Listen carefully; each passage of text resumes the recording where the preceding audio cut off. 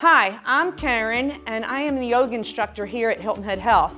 And we're going to do some short kind of instructional videos on some of the common poses, this beautiful Warrior Two, and some of the questions that I get from students when practicing with a video in particular when you don't really have a instructor coming up to help you make it a better pose. There's really no bad poses, and it's not black and white in yoga, so this just works towards better alignment and a safer pose. So that's a beautiful pose right there that David is demonstrating in Warrior Two. But if you can drop your arms and come out of it, I'll show you some of the things that happen when you're trying to practice this pose on your own. Okay, so the first thing is the stance has to be really wide for Warrior Two. So take a smaller stance, David, than what you did. So a little bit wider than that, but usually students don't want to step out wide. But what happens if you do not have a wide stance? Bring your arms up and turn into the pose so it's right toes in and left one out. Now lunge, David, go ahead, and see his knee passing the heel. So not great for the knee joint there. That's why I always encourage that big wide stance. So to correct that, come back, forward.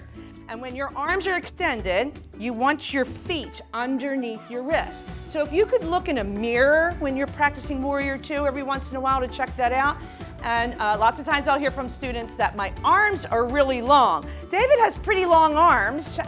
So if you felt like your arms are really long, then you could come in a little bit with your stance, but you generally want to look for this line from the wrist to your feet.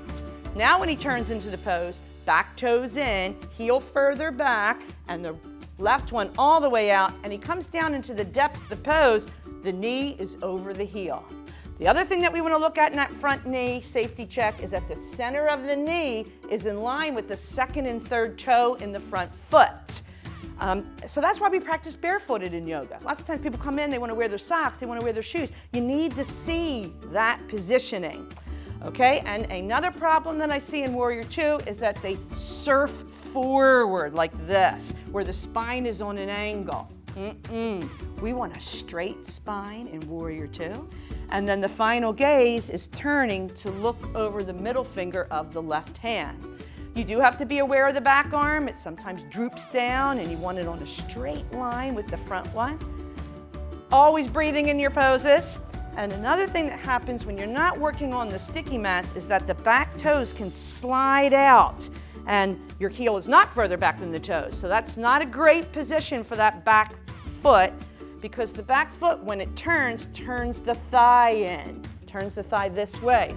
Your back hip is a little bit more forward than the front one. There's a little slight angle in the pelvis. Good long hold, drop the arms and come to stand.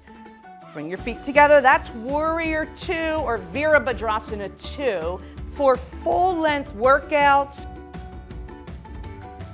cooking demonstration, and educational content. Check us out on h3ondemand.com and start your free trial today.